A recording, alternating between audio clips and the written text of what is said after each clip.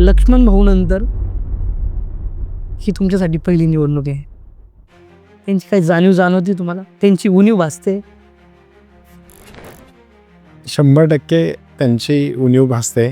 पदोपदी आम्हाला प्रत्येक ठिकाणी त्यांचा सहवास, अदृश्य शक्ती ही आम्हाला जाणवत असते. पण भाऊ, आपण तसं बघायला गेलं तर मग भाजपमध्ये इच्छुकांची संख्या खूप होती. आता सीट्स लिमिटेड आहे.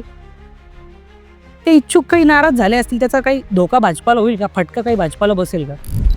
नक्कीच नाही बसणार.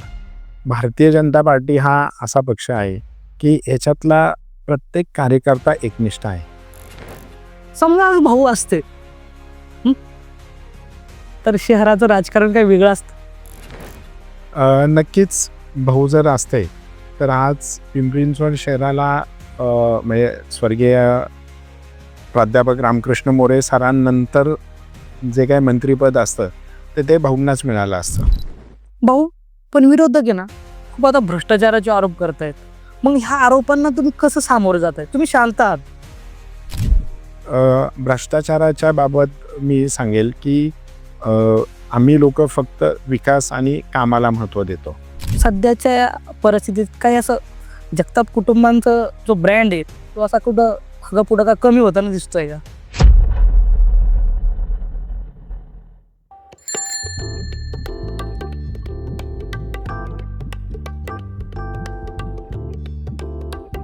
पहिला भाऊंना नमस्कार.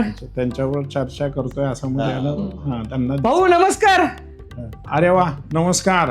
नमस्कार. काय पत्र घेऊन आलात? तुमच्या नावाचं पत्र आणलंय. अरे वा, जनतेने लय प्रश्न विचारलेत बरं का. बापरे. उत्तर देणार का? हो, मला माहिती आहे टेन्शन मध्ये दिसतंय वातावरण.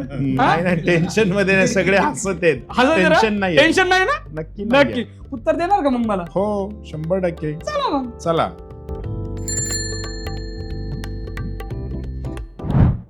भाऊ, जनतेने तुमच्या नावाचं पत्र पाठवले. जनतेने लय प्रश्न विचारलेत बरं का. उत्तर देणार का मग मला तुम्ही? हो, नक्की. नक्की. भाऊ, ही निवडणूक तशी तुमच्यासाठी म्हणायला लागेल तर खासच आहे पालिकेची. कारण की लक्ष्मण भाऊ नंतर ही तुमच्यासाठी पहिली निवडणूक आहे. त्यांची काही जाणीव तुम्हाला? त्यांची उणीव भासते? 100% त्यांची उणीव भासते. पदोपदी आम्हाला प्रत्येक ठिकाणी त्यांचा सहवास, अदृश्य शक्ती ही आम्हाला जाणवत असते. आणि विशेषतः करून जिथे हाय लेवल ड्रामा असतो, म्हणजे हाय लेवल एकदम पीकला एखाद्या डिसिजनला येतो आणि सगळे गडबड गोंधळ असतो, त्यावेळेस निश्चितच त्यांची आठवण येते की अरे आत्ता असं शेवटच्या क्षणाला वाटतं नाही, आता हा डिसिजन भाऊ घेणार आहेत. आणि त्या प्रत्येक वेळेस त्यांची आठवण येत असते. भाऊ, 2017ला पाहिलं, भाऊंच्या नेतृत्वात म्हणा भाजपाला घवघवीत यश मिळालं. 2026ला मिळेल का? काय वाटतं? हो, 2026ला सुद्धा पिंपरी चिंचवड महानगरपालिकेमध्ये हा महापौर भारतीय जनता पार्टीचाच होणार आणि 100% घवघवीत यश हे भारतीय जनता पार्टीला मिळणार आहे. समजा आज भाऊ असते तर शहराचं राजकारण काही वेगळं असतं. नक्कीच भाऊ जर असते तर आज पिंपरी चिंचवड शहराला म्हणजे स्वर्गीय प्राध्यापक रामकृष्ण मोरे सरांनंतर जे काही मंत्रिपद असतं ते भाऊंनाच मिळालं असतं. आणि त्यांनी जो काय हा इथला कारभार किंवा इथलं विकासाची गाडी गेली 35 वर्षापासून त्यांनी चालवलेला होता की 86ला पहिल्यांदा नगरसेवक झाल्यापासून आत्तापर्यंतचा त्यांनी जो विकास केला होता. आणि ह्याच्यामध्ये म्हणजे खेडेगाव ते शहर आणि शहर टू स्मार्ट सिटी करण्याचं काम त्यांनी केलं. आणि smart city to metro city करण्याचं जे स्वप्न त्यांचं होतं ते असते तर 100% पूर्ण झालेलं असतं. कारण की भाऊ, देवेंद्रजी सीएम साहेब ज्या वेळेस पिंपरी चिंचवडमध्ये आलेत आणि भाऊंचं नाव घेतलं नाही असं कधीच झालं नाही. पण भाऊंचं ही निवडणूक म्हणजे भाऊंचा स्वभाव कसा होता? भाऊ शांत असायचे, पण कोणतेही चक्रव्यूह सहज भेदायचे. पण ते अशी जाणीव वाटतच असेल ना, की तुम्हाला पण असं वाटत असेल ना, अरे आज भाऊ पाहिजे होते. पण मग मला एक सांगा, आज ज्या प्रकारे भाजपचे तुम्ही निवडणूक प्रमुख आहेत शहराचे, काय वाटतं आज भाजपाची स्थिती काय आहे नेमकी शहरात? शहरात भाजपाची स्थिती संघटनाच्या दृष्टीने पाहिलं तर 2014ला जेव्हा भाऊंनी भारतीय जनता पार्टीमध्ये प्रवेश केला आणि त्याच्या अगोदरचे अध्यक्ष आणि भाऊंच्या नंतर महेश लांडगे असतील, त्याच्यानंतर मी आणि आत्ताचा अध्यक्ष, अशा सगळ्यांनी मिळून संघटना ही मजबूतच केलेली आहे. आणि भाऊ ज्या वेळेस काम करायचे किंवा संघटना काम करायचे ते प्रत्येक कार्यकर्त्यासाठी आणि सामान्य जनतेसाठी काम करायचे. त्याच्यामुळे त्या संघटनेच्या जोरावर, विकासाच्या जोरावर आज आम्ही ही निवडणुकीला सामोरं जात आहोत आणि विकास हाच आमचा अजेंडा आहे. त्याच्यामुळे आम्हाला 100% यश हे आमचं असणार आहे. पण भाऊ, आपण तसं बघायला गेलं तर मग भाजपमध्ये इच्छुकांची संख्या खूप होती. आता सीट्स लिमिटेड आहे. ते इच्छुक काही नाराज झाले असतील, त्याचा काही धोका भाजपाला होईल का? फटका काही भाजपाला बसेल का? नक्कीच नाही बसणार. भारतीय जनता पार्टी हा असा पक्ष आहे की ह्याच्यातला प्रत्येक कार्यकर्ता एकनिष्ठ आहे आणि भारतीय जनता पार्टीचंच ब्रीद आहे की प्रथम राष्ट्र, नंतर पक्ष, शेवटी स्वतः. या उक्तीप्रमाणे जिथे जिथे आमची इच्छुकांची संख्या जास्त होते त्या ठिकाणी सर्व इच्छुकांना ज्यांना तिकीट मिळालं, इतर इच्छुकांनी स्वतःहून त्या लोकांना पाठिंबा दिला. फक्त पाठिंबाच नव्हे तर ते आज हिरारीने निवडणुकीच्या प्रचारात भाग घेऊन काही ठिकाणी तर ते इच्छुक प्रचार प्रमुख आहेत आणि ते पक्षाचं काम करत आहे. आम्हाला भाऊ सांगा, शंकर भाऊंच्या स्वप्नातील पिंपरी चिंचवड. मी मगाशी म्हटलं तुम्हाला की जे काही पिंपरी चिंचवड शहराची जडणघडण झाली की छोटे छोटे गावं मिळून हे पिंपरी चिंचवड महानगरपालिका झाली होती आणि ह्या खेडेगावांचं शहरामध्ये रूपांतर झालं होतं. आणि शहर ते मेट्रो सिटी हा जो प्रवास आहे हा फार छोटा आहे. जसं इतर शहरांचं जर पाहिलं तुम्ही तर उदाहरणार्थ शेजारी पुण्याचंच घ्या. पुणे शहर हे खूप वर्षापासून शहर राहिले, म्हणजे गेली 3-4 डेकेड हे शहर म्हणून ते नावाला आहे आणि ते आत्ता ते मेट्रो सिटीमध्ये रूपांतर होत आहे. म्हणजे 30-40 वर्षानंतर ते मेट्रोमध्ये रूपांतर होत आहे. तसं पिंपरी चिंचवडचा प्रवास नाही आहे. पिंपरी चिंचवडचा प्रवास जर आपण पाहिला 2000 नंतर हे शहर नावारूपास आलं आणि ते कुठे नावारूपास येतच नाही तर लगेच आता मेट्रोमध्ये त्याचं कन्व्हर्जन व्हायला लागलं.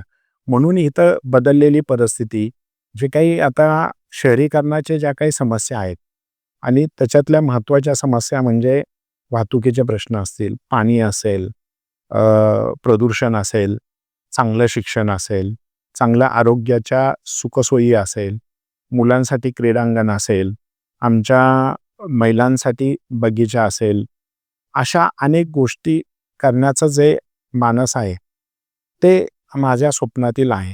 म्हणजे आपण जे म्हणतो की आम्हाला पिंपरी चिंचवड हे एक असं सिटी बनवायचं आहे की ते फक्त भारतातच नव्हे तर जगभरात त्याची ओळख व्हावी.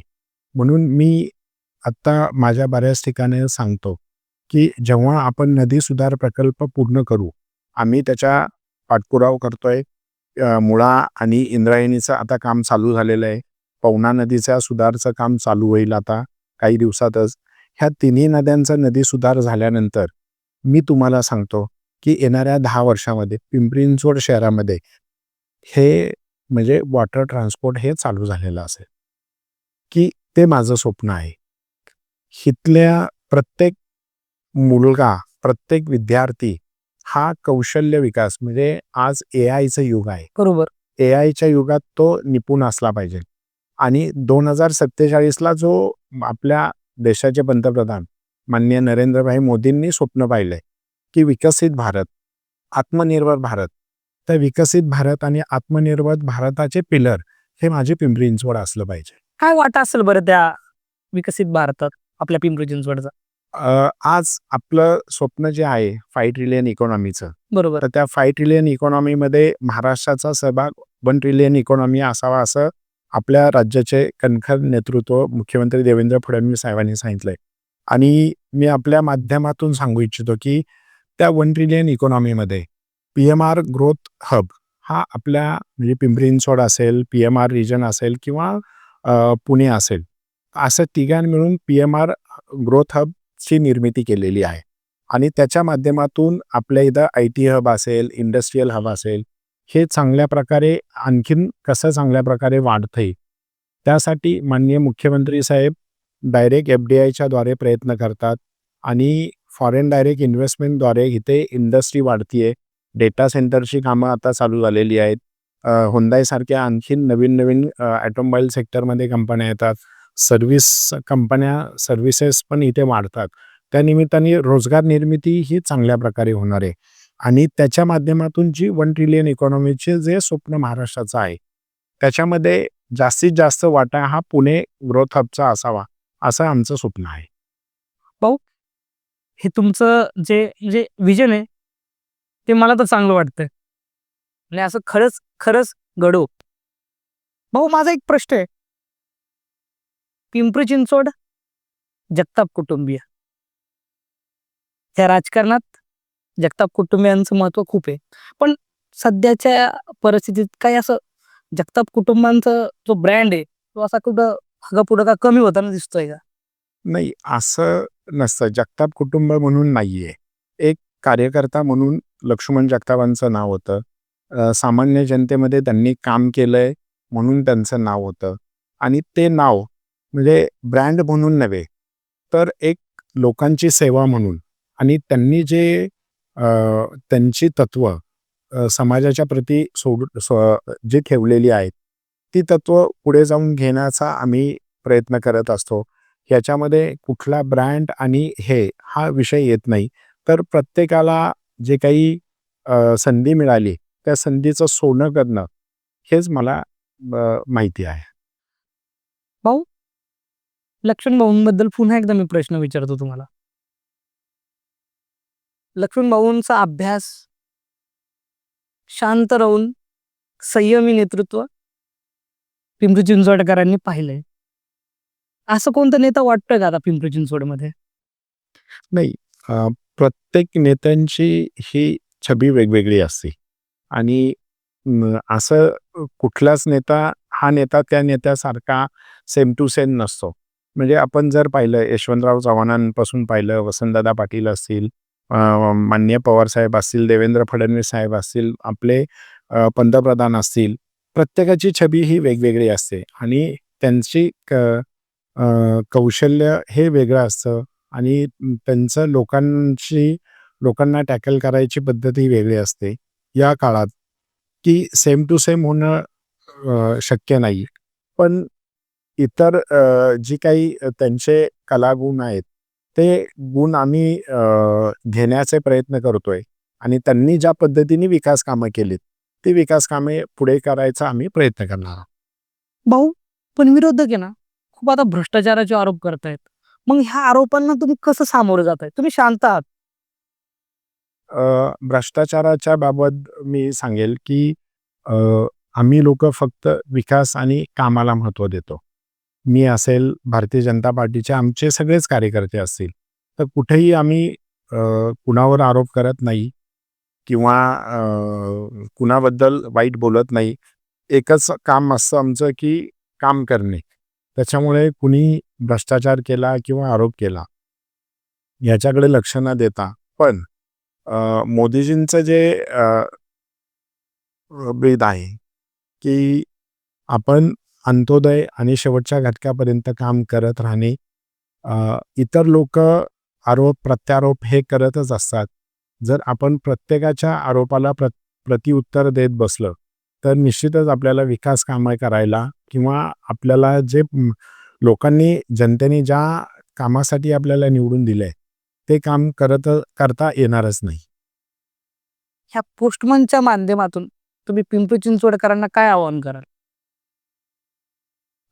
एकतर पिंपरी चिंचवडकरांना आव्हान करेल की येणाऱ्या 15 तारखेला आपण आपला संविधानाने आणि डॉक्टर बाबासाहेब आंबेडकरांनी जो आपल्याला अधिकार दिलाय, त्या अधिकाराचं, कर्तव्याचं अंमलबजावणी करावी असं मी आपल्या सर्व पिंपरी चिंचवडकरांना आवाहन करेन. आणि दुसरं आवाहन करेल की पिंपरी चिंचवड शहर आता बदलत आहे आणि या बदलत्या शहराला, ह्या बदलत्या नावाला आपण एक या बदलणाऱ्या शहराचे आपण एक शिलेदार म्हणूया किंवा या इतिहासाचे आपण ह्या बदलत्या इतिहासाचे साक्षीदार होण्यासाठी आपलं स्वतःचं कॉन्ट्रीब्युशन सुद्धा या सिटीच्या बाबत असायला हवं. मग ते आपल्या स्वतःच्या कर्तृत्वाने म्हणजे स्वतःचे जे कर्तव्य आहेत, नॉट कर्तृत्व, कर्तव्य आहेत, ते कर्तव्य बजावून आपण आपल्या शहराचं नाव आणखीन कसं नावलौकिक होईल आणि हे शहर भारतातच नव्हे तर पूर्ण जगभरामध्ये आपल्या या शहराचं नाव कसं लौकिक राहील याच्यासाठी आपण सगळ्यांनी प्रयत्न करत राहावं. कारण शहराचं नाव किंवा शहराचा विकास करण्याचं काम हे फक्त प्रशासनाचं किंवा राजकारण्यांचं नाही, त्याच्यात सहभाग पण असणं गरजेचं आहे. आणि जोपर्यंत जनसहभाग होत नाही तोपर्यंत परिसराचा विकास होऊ शकत नाही असं मला वाटतं. भाऊ, तुम्ही जे आता उत्तरं दिले ना, मी हे उत्तरं जनतेपर्यंत घेऊन जातो. जनतेला सांगतो भाऊंनी अशी उत्तरं दिले. भाऊ, तुमच्या हातून लोकशाहीची सेवा घडो, तुमच्या हातून पिंपरी चिंचवडचा विकास हो, अशा मी तुम्हाला शुभेच्छा देतो. आता हे पत्र घेऊन जातो मग जनतेपाशी. येऊ मग. नमस्कार. जय महाराष्ट्र. जय महाराष्ट्र.